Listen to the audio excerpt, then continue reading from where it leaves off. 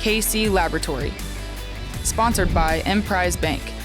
It's the KC Laboratory presented by Emprise Bank. Whatever life throws your way, make sure you have a strong defense in place with a high interest savings account. Make your family's playbook look just like the Chiefs with blocking, tackling, and a whole lot of winning. Emprise Bank, member FDIC, our partner in Possible. So grateful for them and all they have done for KC Sports Network. Really fun partnering with them. And we got a game to preview. It's been a while, but it's time to preview the Denver Broncos Chiefs matchup on Sunday Night Football. And here to do it, my dear pals, first find him on Twitter at Chief in Carolina. Matthew, Lane, hello. Hello, guys. I have a fun stat. I don't know if you guys have heard this or read this at any point in time this week, but it's been approximately like 17,364 days since the Broncos last beat the Chiefs. Like, I don't think anybody tweeted that out or mentioned it on, approximately on any kind of media outlet. So the Broncos haven't beat the Chiefs in a while, guys. Were you guys aware of this?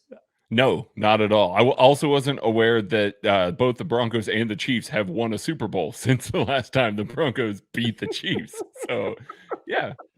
Definitely wasn't aware of that. We're just here informing everybody of these brand new, never discovered, never reported before statistics. I love it. So I'm glad we can do that on this game preview. And that handsome man telling you guys about the second fact is Craig Stout. You can find him on Twitter at Barley Hop. You know him as the Renaissance Man. You know him as the Barley Stunner. He's got too many nicknames to count. Craig, how you doing, buddy? I was doing better before you started doing all that. Let's talk about the Broncos. I'm ready to preview a game. We had a week off. We're slap happy tonight. Really it took are. way too long to get started on this podcast tonight. So we spent a good 20 minutes on Rotten Tomatoes just randomly finding movies. It's time for a game. That's what it is. It's time for a football Wait, game. I thought that's what we were doing before this was playing a game. We're playing who can come up with the most random I think you should leave quote too. We've had a really fun lead up to this show and we're really late. We need to get going. So let's talk about the Chiefs matchup against the Denver Broncos. And okay, we know what the Chiefs have struggled with defensively all year. Craig very aptly described it as that defense in the rundown for this show, and it's so true. The Chiefs, we're all anticipating are going to see some similar looks that they've been seeing that have been giving them troubles the entire season, Maddie. Yeah, Vic Fangio is kind of one of the faces of this type of defense, this modern too high safety coverage thing. It essentially started with Vic Fangio, spread down to his coaching tree. You got Brandon Staley, also in the division, is one of the faces of this style of defense. So, yes, teams are adapting and playing these two high shells versus the Chiefs, playing a lot of quarters, a lot of cover two type coverages. Also, rotating one of those safeties down post-snap. And that's what the Bears did under Fangio a ton. They actually rarely played cover two. They just kept two high safeties until the ball was snapped, rolled it down, played variations of other coverages. But you have Vic Fangio, the creator of this, what he does.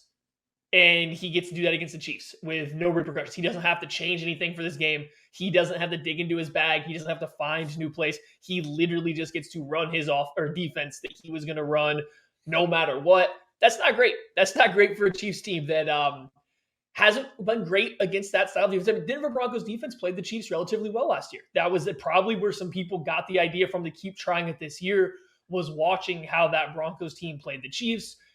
It's going to be a challenge. Now, the good news is the Chiefs have a whole week plus here to prepare for this specific game. You know what the Broncos are going to do. You know what you've been struggling against. So it's there. I don't know if we need to dive. I mean, Craig might want to here, but I don't know if we need to dive too much into exactly what you have to do to beat it, because we've been talking about it for 9 weeks now. And it hasn't changed. So it's just kind of up to, are the Chiefs going to be able to do it versus one of the guys that kind of spurred this movement in the NFL or not? Yeah, that's the real question here. This is going to be kind of the barometer of how the rest of the Chiefs season could go here, as far as the offensive side of the ball. I did go back and rewatch last year's Chiefs versus Broncos games. Chiefs ran the ball a lot in both of those games, especially early, tried to set the tempo a little bit. Obviously, one of those, the game script just got way out of hand in the Chiefs' favor. Drew Lock couldn't take care of the ball. Chiefs ran up the score a little bit. The second game was a lot closer. And so the Chiefs had to run the ball a lot. And I threw a lot of curl routes, a lot of stuff where Travis Kelce's kind of sitting in the middle of the field with the sticks as well, basically forcing this Broncos defense that is going to spin a guy down to stay on top of things. Because when you spin guys down, you're having to play some man defense or cover three, either one. Those cornerbacks have to stay on top of the receiver on the outside. And if Tyreek Hill is out there, you're going to give him more space because you don't want to get beat deep, because we know that Patrick Mahomes and Tyreek Hill are going to be able to hit some of those go balls, going to be able to hit some of those vertical shots. And so they took advantage of that. They took a lot of short stuff.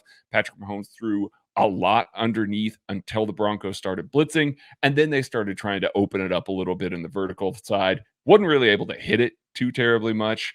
They hit one to Tyreek Hill that was called back by a hold. But though I would expect a similar plan of attack. We haven't seen that quite as much. Now, Tyreek Hill out on Wednesday due to personal reasons. Obviously, we hope everything's okay. We hope he's back for this game because he's going to be needed for some of that. He's one of the few guys that is going to not only earn the respect vertically from those cornerbacks, but is also going to be able to break off some of those curl routes, be able to take advantage of some of that stuff underneath.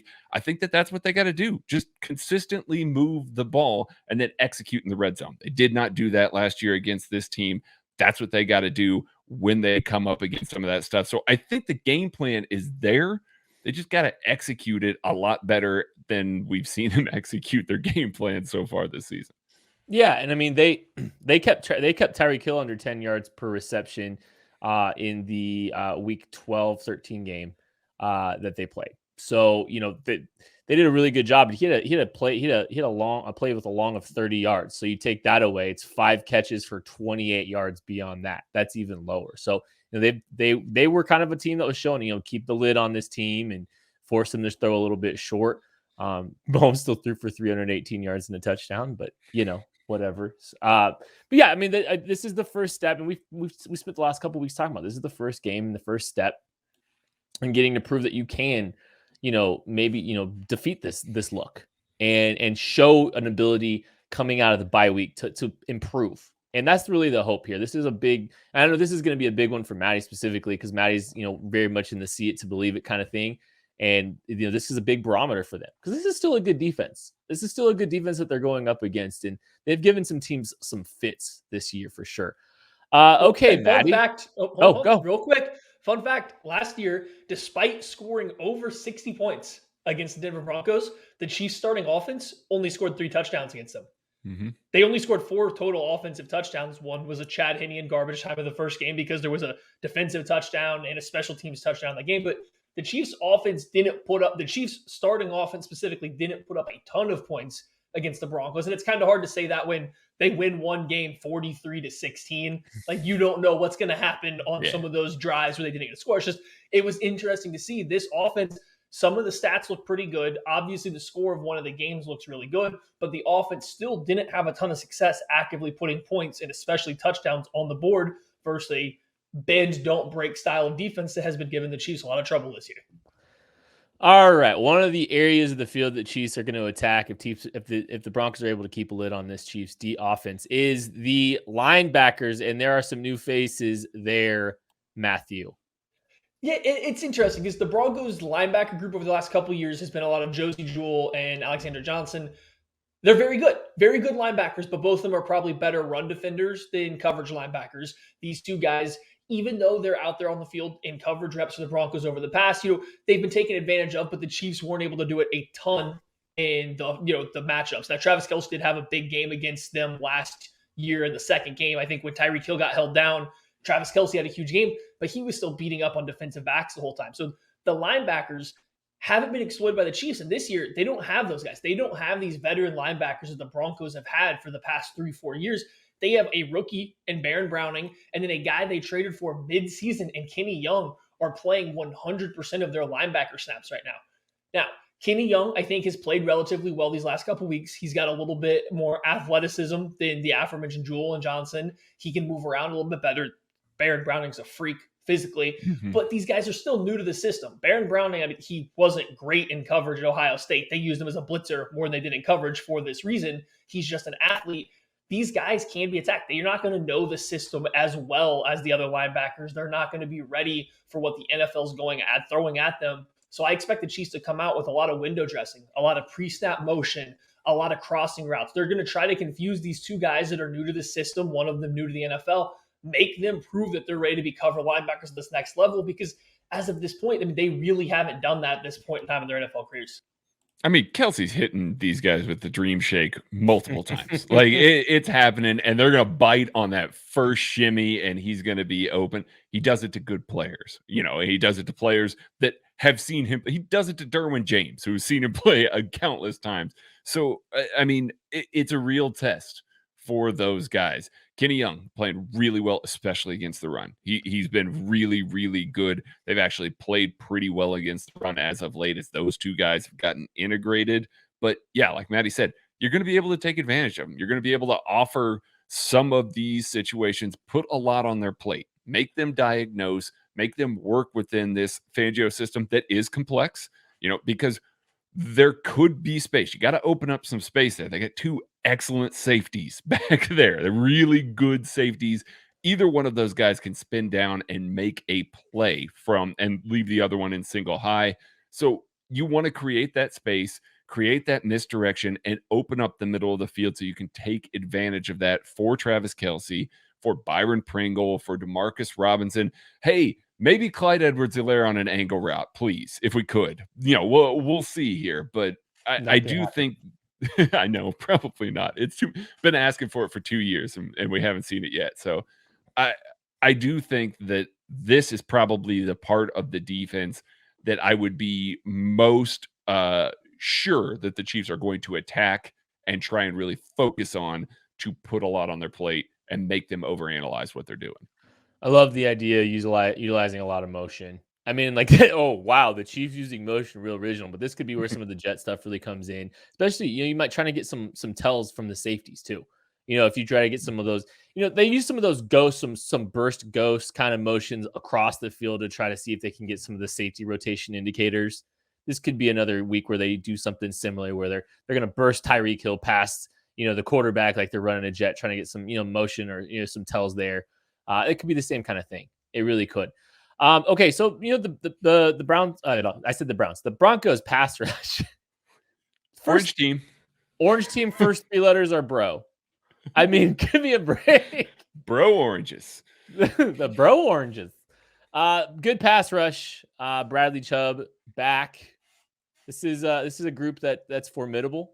And definitely something to take a look at here, Maddie. Or I'll go Craig. We'll go Craig here. Okay. Hey, thanks. I appreciate it, buddy. Hey, I wanted to go first. No, me, this guy here. I love you, Kent. Jonathan Cooper has come on huge as of late. Jonathan Cooper looks like a guy that should have been drafted before the 7th round. We like Jonathan Cooper a little bit. We got to see him in Mobile. It has translated. He has been destructive for this Broncos defense. He shows up 2 to 3 times a game with an impact play off of the edge. And that's what they need, because Bradley Chubb is a good pass rusher. And when they traded Von Miller, everybody went, oh, they're just going to be able to shift focus completely over to Bradley Chubb. They're going to be able to take this away. Jonathan Cooper has stepped up. He's offered a lot there.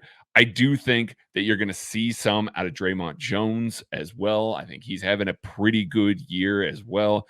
And you've still got Malik Reed, kind of more of a pure pass rusher that in some of those 3rd and long situations, they can bring him in to pin his ears back and rush the passer. It's good. It's good enough to really give this offensive line fits at times. And then, you got Shelby Harris in the middle there, and he's kind of really good too. So I am looking forward to seeing this complete defensive line against the Chiefs offensive line. I feel like they don't necessarily have a star at any point of it that you really got to shift focus. So I think there's going to be a lot of individual one-on-one matchups throughout the day. And I can see where the Chiefs may lose some of those. So it's going to be up to the offensive line to really keep things under check here. And that's something that happened last year to the Chiefs. This same Broncos defensive line was missing Von Miller. Now they had a healthy Bradley Chubb at that point in time, but they gave the Chiefs, especially in that second game, they gave the Chiefs offensive line fits. Now this Chiefs offensive line right now significantly better than it was when they played them in December last year. So you would expect if you were going to get these one-on-one matchups with good players, guys that deserve to be starting but aren't exactly game wreckers, guys that aren't, just completely destroying games, you would give the advantage to the Chiefs offensive line. I would fully agree with that. But they have to go out and do it. This is a Broncos defensive line, and the way Vic Fangio coaches that defense, these guys get up for certain games, and they can really make the most of it. They'll slant this defensive line. They will run a few games. They will bring overload pressure to where they're trying to catch the quarterback rolling out of the pocket. They will do a lot of different stuff to generate pressure out of that front four. And I think Craig kind of alluded to it. Draymond Jones is having a good year. I mean, he's got 32 pressures on the year. He's been a really good interior pass rusher. He's a little light to hold up against the run. But when he's out there, he's the exact kind of interior defensive lineman that gives somebody like Trey Smith a little bit of issues. He's quicker. He's a lighter guy, but he's got good body control and he's quick. He's the kind of guy that can slip under a very aggressive Trey Smith. So I do imagine that's the big matchup that we'll see a lot of is Jones lined up over Smith, just trying to take care of that, speed. And if the Chiefs can't handle that one-on-one, if they have to shift help there from Creed Humphrey or whoever's playing right tackle, that could make it interesting for Chubb, Malik Reed, Jonathan Cooper on the outside. You're going to get some extra one-on-one reps with these offensive tackles that can be beat. They were playing better as of late, but they can be beat. So I think that's the big matchup you have to watch is what does Draymond Jones do on the interior? Because that could change the way the Chiefs have to block it up, play in and play out. Especially with the keywords there, whoever plays right tackle, which, I mean, Andrew Wiley's played well, but, you don't want to put any more undue pressure on him than you need to. All right, players to watch on the offensive side of the football for the Chiefs. What you got, Craig? Oh, I'm going to go with Byron Pringle. I think there's a lot of uncertainty in the wide receiver room. Josh Gordon is getting the reps continually, and it just doesn't seem to be clicking right now. That's not to say it can't, but it doesn't seem to be clicking. I think that we're going to see at some point this season a Byron Pringle game.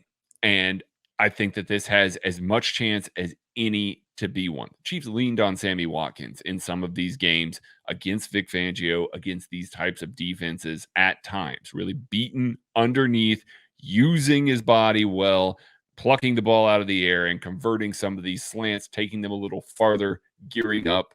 That's what Byron Pringle has shown he can do in the past. It doesn't always happen, but I think that this is a good game with all the focus on Travis Kelce and trying to help him. They talked about moving Patrick Surtain around a little bit to try and match up with him. Talked about linebackers and safeties helping. So much focus on Travis Kelce, and we know there's going to be so much focus on Tyreek Hill. Somebody's got to step up in that third spot. I think this might be the type of game with some space underneath for Byron Pringle to maybe win some more. I'm going to go back to the offensive line. I'm going to go with Orlando Brown Jr. I think he's been playing better as the years gone on. He's going to see a healthy dose of Bradley Chubb in this game. That's the side that Chubb is rushing off of most of the time.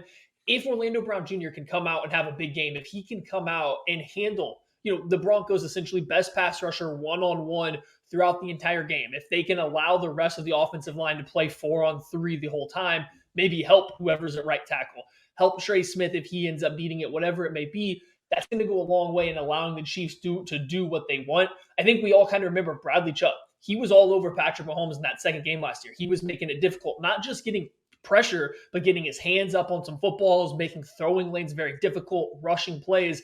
Orlando Brown Jr. needs another big game here, and I do think that he matches up pretty well with Chubb. He's not the best, just pure speed rusher up the arc. He's going to use his power. He's going to use some inside counters. So this is a good matchup for Brown. I just want to see him do it versus one of the more premier potential pass rushers in the NFL. You talked a little bit about running the football a little bit, and I'm going to go with Clyde Edwards-Helaire for this game. He's back, and he only actually got to play the Broncos one time last year. He missed the second Broncos game, I believe it was. But the last time these two teams played, he had 8 carries, 46 yards, also a catch of 17 yards. That's like got to be one of the most explosive pass plays that he's had in his career. So he's a guy I want to keep an eye on. It's going to be interesting to see him back. He got some opportunities right before the bye week, got to rest through the bye week, and now he's hopefully back up and running for the remainder of this year. And this is the first kind of indicator and test for him. See what he does against this Broncos defense.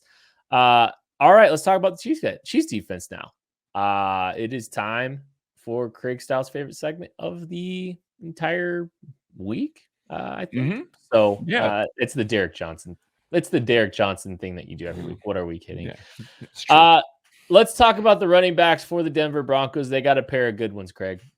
Yeah, Melvin Gordon and then rookie Javonte Williams have both been very, very good. Melvin Gordon is carrying a little bit of a knock into this week, so he might be a little bit limited, but he's a guy that always seems to have his best games of the year against the Kansas City Chiefs. Just a consistent, strong runner. And then Javonte Williams has burst, has power, looks like the future there. They are going to use that two-headed monster to try and get after the Chiefs and try and attack them on the ground. Now, good news, the Chiefs defense, by and large, when it's in a neutral game script, have been pretty good against the run over the past 4 or 5 weeks. That is due to Willie Gay Jr., that's due to Nick Bolton, and that's due to Anthony Hitchens. Also, shout out to Derek Nottie.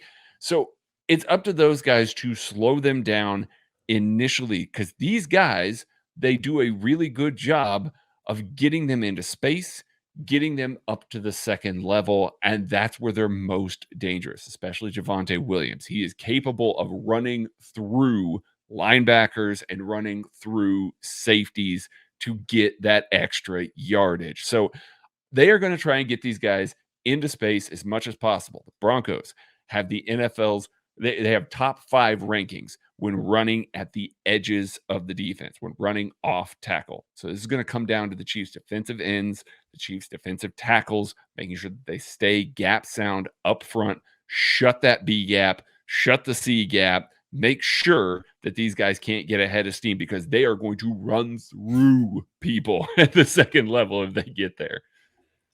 They love running outside zone. They love getting that ball, especially Javonte Williams. They love putting him on the outside zone path, allowing him to either put his foot in the ground and cut up field, or a lot of times they've gotten, I don't want to say lucky, but they've blocked it up correctly to where they keep getting him aligned one-on-one with a defensive back on the edge. And he is not going to be forced back to the interior if he's got a safety or a cornerback stopping him from getting the edge. He will take his ability to make that guy miss that tackle every single time, and it's working. He's averaging over 3.5 yards after contact for the season right now.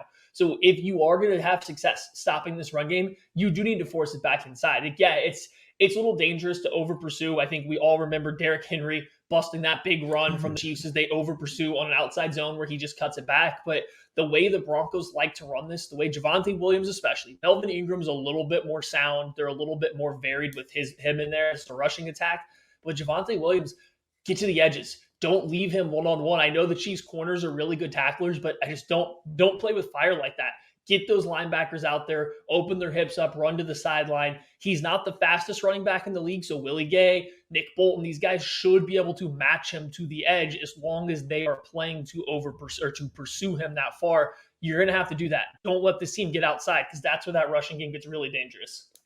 A lot of love for Javonte Williams in this group here. We had him pretty highly regarded in the KC We loved draft, him. right? Yeah. I love both those Carolina running backs. I was really disappointed that Javonte Williams was drafted by the Broncos, because I do think he's a guy that can eventually be a complete bell cow. He's got such a diversified skill set. He's got some ability out of the backfield in the passing game. Don't forget about that either. Outstanding pass protector, physical through contact, can make some dudes miss, like these guys said. Like, he is the complete package. I'm more excited to watch him than I am Melvin Gordon, but Melvin Gordon's had plenty of success this year too. He seems to be, I think Javonte Williams is starting to get a little bit more trust, very obviously, as the season has gone along. But Melvin Gordon still got some decent run throughout the course of the season as well. Chris Jones was an absolute monster the last time that we saw these two teams match up. And he might be due for another big performance potentially too, if he can go up against this group along the interior. That does seem to potentially be getting a little bit healthier. Yeah, it does. And it looks like they're going to have Dalton Risner back this week. They've got Lloyd Cushenberry at center, and they got Quinn Miners that's playing right guard. This is an all KC draft guide interior. It really is. Line too. We loved these guys. And I really appreciate all these guys, all day 2 guys that they drafted here. They drafted well with all 3 of these guys.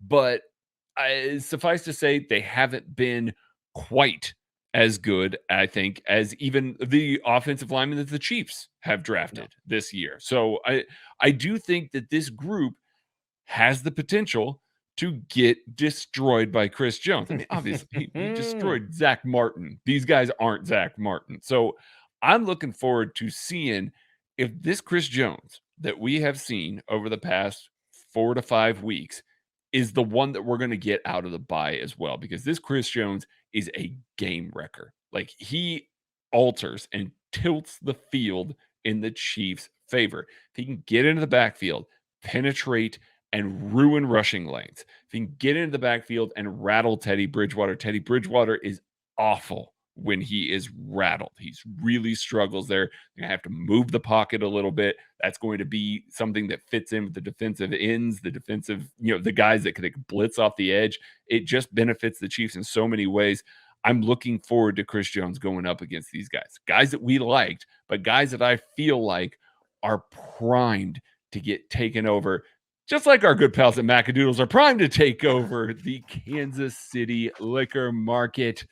As I've been saying the past couple weeks here, Macadoodles is coming to Lee's Summit at the end of the summer 2022, but they haven't cornered the market fully there. So we need to get more Macadoodles to the Kansas City area. We need to get more Macadoodles to Kansas, Missouri, Iowa. Let's go into Illinois. Nebraska. Let's get them to be the conglomerate. Be the conglomerate that takes over your liquor buying experience, because they're wonderful. They got great prices. They got great customer service. Everything that you want as a consumer is right there at Macadoodles. So if you're a franchisee anywhere in those states that I mentioned, get a hold of Roger, info@macadoodles.com. Hey, listen, they're putting one in Lee's Summit already. You know it's going to be successful. Don't wait. Get one in your area now. Well, an area that the Chiefs could potentially be challenged this week is outside with their outside corners. Rashad Fenton potentially out. We'll see what happens there. Did not look great the last time we saw him. Kind of limping off the field a little bit, crawling off the field. I don't even know what exactly. Get well, buddy. Yeah, get well, Rashad, because boy, the old rotation at the cornerback position that we saw early in the year pre-Fenton was not particularly good, Matty. Even if this outside cornerback room was healthy, this is still a heck of a matchup. I mean, Courtland Sutton and Tim Patrick present an incredible outside wide receiver duo. Both those guys have size. Sutton especially is quick enough that he can cause some separation. These guys can win in the air, contested catch situations. Like, that's a good outside wide receiver duo. And then you're going to go ahead and say, okay, now you're not even going to have a starting corner against them. Not only are you not going to potentially have a starting corner, Rashad Fenton, you were going to replace him with one of the least physically imposing corners in the NFL, a guy that Mike Hughes, unfortunately, this year has made a habit out of getting big boyed all over the football field. He can't press average size wide receivers. He can't compete with average sized wide receivers at the catch point. What do you think he's going to do against some of those monsters that the Broncos have on the outside? Now, I say that. We have to remember, Teddy Bridgewater is quarterback. Teddy Bridgewater is not taking a lot of YOLO shots to these contested catch receivers down the sideline. There's a reason that Courtland Sutton's stats, even when healthy, aren't great this year. Tim Patrick's eating into some of that because they're similar receivers. I was surprised they paid both of them, but that's a story for a different day. But like that, Maddie's so sad. He's so sad that one of them didn't get loose. You should have seen the DMs. We don't have to get into that right now, gentlemen, but they're not a great match with Teddy Bridgewater. So this is a game where if you do have to have Mike Hughes lined up against his worst nightmare in terms of a matchup, this is it, because he is not going to be a guy that's going to challenge him. He's not going to break this game wide open by targeting one player 13 times. Should he? Yes. Will he? Probably not. So you do have that to fall back on if you're the Chiefs. This could be a game where the Broncos try to break their Norman challenge. Because that was actually what I was going to touch on was Teddy Bridgewater. It's like, you know what? This is a very risk-averse quarterback. He's not been particularly good at challenging outside the numbers. Advantage Chiefs, even though there's some very viable, big-bodied outside weapons at against a potentially depleted position for the Chiefs. Is this a game where the Chiefs challenge him to throw outside the numbers a little bit? Is this a game where Teddy Bridgewater takes some chances? I'm curious to see what happens in that matchup. That'll be very fascinating to me. The good news is the players in between the numbers for the Kansas City Chiefs this year, this iteration of the defense have been very, very good. And those are areas that Teddy Bridgewater does like to attack. So the Chiefs' best players are definitely there. Yeah, no, he likes to hit Jerry Jeudy coming out of the slot, who's an excellent receiver. Likes to hit Noah Fant, who's also an excellent receiver. Like that, they just have a plethora of talent. It's really ridiculous how their weapons, as we've spoken about before, but they like to move those guys a lot. Like they'll get Fant working across the formation out into the flat on a boot at the same time, as Teddy Bridgewater, try and get him matched up against a linebacker in coverage. They'll get Jeudy working underneath, Cortland Sutton going vertical. So they really feel comfortable with Bridgewater scheming him up some open looks. And like those guys said, doesn't like to throw a ton of contested catch balls. So yeah, it might work out. The Chiefs' outside corners, who have been challenged in recent weeks, they've been thrown at plenty and they've been up to the challenge. It might actually work out a little bit in the Chiefs' favor, but that means that they're going to have to collapse. They're going to have to transition off of their responsibility. If they're in zone, get downhill aggressively. If they're in man, ID that concept quick so you can get back to it. Got to make tackles in space. They've been a good tackling team the past couple of weeks. You got to do that again because they're going to scheme up those open looks. They're going to try and find those guys in the flats, in the open. Teddy Bridgewater's fine with taking the check down and living to fight another day. So you got to be able to tackle well out in the flats, take advantage of that fact about him. Well, you need to take advantage of you need to take advantage. Ruining my transitions. You need to take advantage of the fact that Ruback Fine Jewelry is doing a very special competition on Instagram. Go to Ruback Fine Jewelry KC, and you will find details on an opportunity to win some jewelry. So make sure you take advantage of that, and also make sure you take advantage of visiting them. I keep telling you, go see Hal at Ruback Fine Jewelry. He is going to take care of you. He's going to give you an extremely comfortable jewelry purchasing experience, whether it's an engagement ring or something different. There's all kinds of things that they're capable of doing, repurposing, some family heirlooms. Like they've talked to me about that too, is that they've been able to do some special things for people, even with regards to, maybe some family heirlooms. So there's all kinds of stuff that they're capable of doing. If you're looking for an engagement ring, you have to start there. You must talk to them. Actually, you could go to a big box jeweler, but I promise you're not going to find the experience that you're going to find at Ruback. So make them part of your experience. Ruback.co. Set an appointment with Hal. Hassle-free. He's going to work within your budget. Promise you will not regret it. And go check out their Instagram page while you're at it. All right. We're going to just go straight to predictions, Maddie. The mood is dead unless you really need to jump in here with something else. Well, I hope we do players to watch on defense next. That's what I would prefer to do. But if that's ruining your flow, we can skip it. No, we can do that, I guess. Okay. Listen, man, you're running this. Like we're just all following in your footsteps. Your glorious, handsome, beautiful footsteps. Maddie's? Players to watch, Craig. Yeah, Melvin Ingram. That's the dude. That's the guy who I'm picking this week.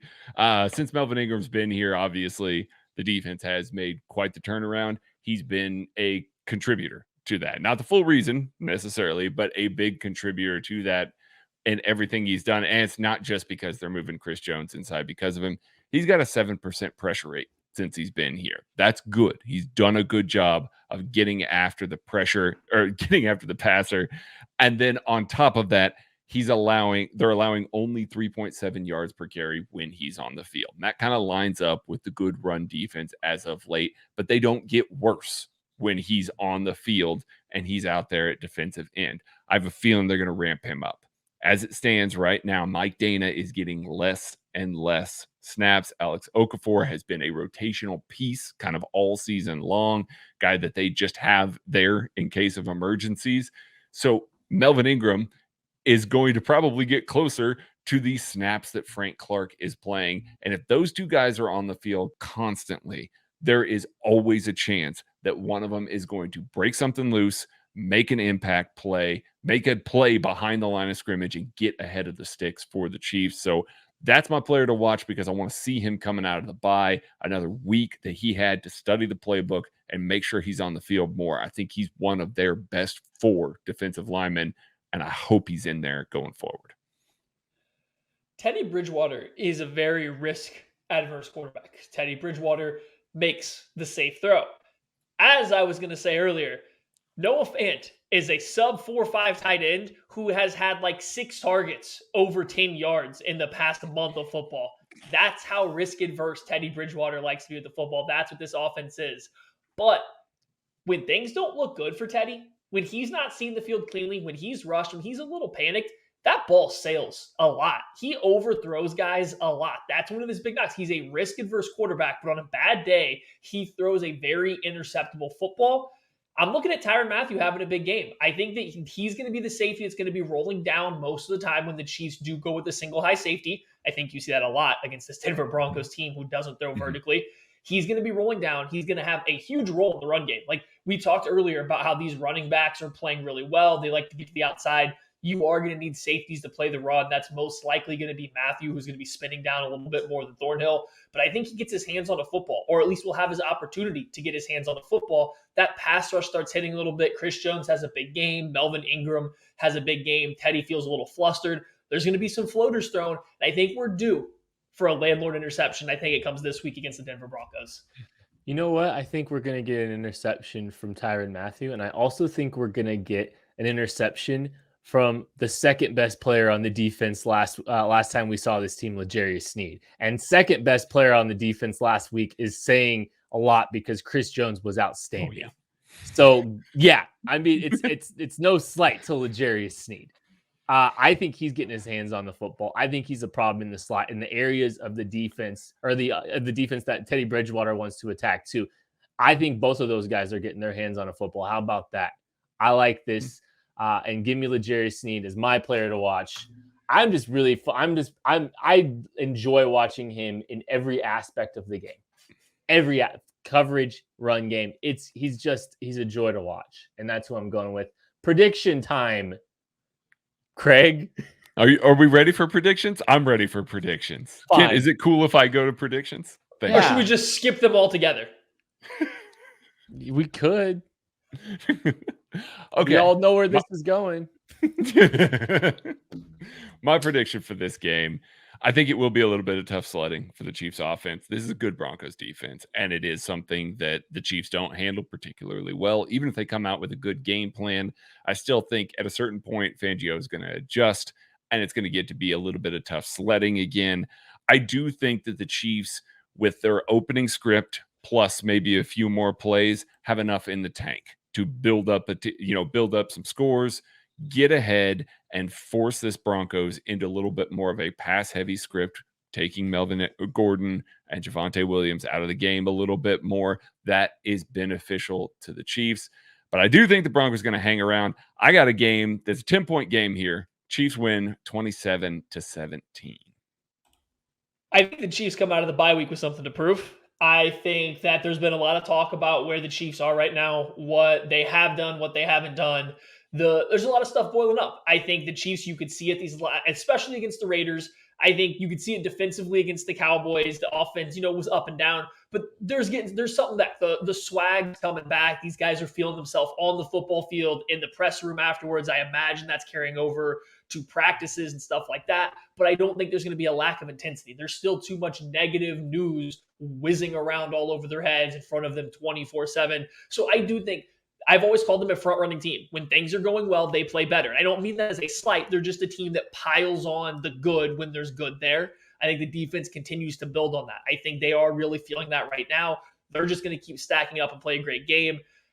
I'm going to do the Kent Swanson. I'm just going to have this random belief The Andy Reid and Patrick Mahomes are figuring it out. I'm just going to say they're coming out of the bye week. We've seen it once before in the past 5 years. It's just going to work. We don't know why. We don't know what the reason is. There's no reason to believe that this is happening. We're just going to believe the offense is figuring it out versus the boogeyman of defense against them. I have the Chiefs winning this one 34-17. Blowout with something to prove, with absolutely no reason to believe in the offense. I'm doing it anyway. I'm going full Hollywood on them. I'm so excited. Maddie, do you feel bad for Kent? Did you do something?